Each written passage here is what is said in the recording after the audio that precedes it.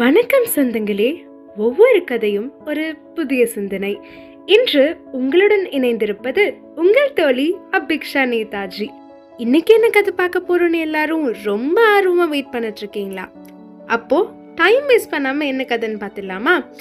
இதுவும் முன்னொரு காலத்தில் நடந்த ஒரு அழகான கதை. ஒரு ராஜ்யத்தை ஆண்டுட்டு இருந்த ஒரு அரசருக்கு திடீர்னு உடல்நிலை குறைபாடு ஏற்படுது. அவருக்கு உடம்பு சரியில்லாம போயிடுது. அந்த அரசருக்கு 2 பசங்க இருக்காங்க. 2 பசங்களும் கொஞ்சம் கொஞ்சமா வளர்ந்து பெரியவனா இருந்தாங்க. திடீர்னு அரசருக்கு உடம்பு சரியில்லாம போனோன்னு 2 மகன்கள்ல யார் அரசராக்குறது அப்படின்னு சொல்லி எல்லாருக்கும் ஒரே ஒரு பெரிய சந்தேகம்.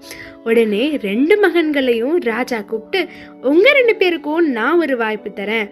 உங்க 2 பேர்ல யார் பக்கம் மக்கள் அதிகமா நிக்கிறாங்களோ அவங்க தான் இந்த நாட்டை ஆளக்கூடிய அடுத்த அரசன் அப்படின்னு சொல்லி ராஜா சொன்னாரு. மூத்த மகன் ரொம்ப கோபக்காரன். எல்லார்கிட்டையும் ரொம்ப சுலபமாவே கோச்சுப்பான். ரொம்ப கத்தி ரொம்ப மூர்க்கமா நடந்துப்பான். ஆனா 2வது மகன் ரொம்ப அன்பானவன், பாசமானவன், நிதானமானவனா இருந்தான்.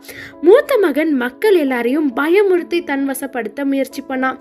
அவங்க கிட்ட கோபமாவும் மூர்க்கமாவும் நடந்துக்கிட்டான். அதனால மக்கள் யாருமே அவன் பக்கத்துல நிக்கல. ஆனா 2வது மகனும் ரொம்ப அன்பானவன். தன்னுடைய அன்பாலேயே மக்கள் எல்லாரையுமே கட்டி போட்டான். மக்கள் அவனை ரொம்ப விரும்பினாங்க. அதனால அவன் பக்கம் எல்லா மக்களுமே நின்னாங்க. இதுல இருந்து நமக்கு என்ன தெரியுது? சாந்த குணமுள்ளவன் பாக்கியவான், அவர்கள் பூமியை சுதந்திரித்துக் கொள்வார்கள். அதனால நீங்க எப்பவுமே ரொம்ப சாந்த குணமுள்ளவர்களா இருக்கணும். அப்போதான் இந்த உலகமே உங்களுக்கு சொந்தமானதா இருக்கும். நீங்களும் எல்லார்கிட்டையும் நிதானமா நடந்துக்க பழகிக்கோங்க. இந்த மாதிரியான இன்னும் நிறைய கதைகளுக்கு நம்ம சேனலை சப்ஸ்கிரைப் பண்ண மறந்துடாதீங்க. இன்னும் என்ன கதைகள் வேணும்னு நம்ம சேனல்ல கமெண்ட்டும் பண்ணிருங்க.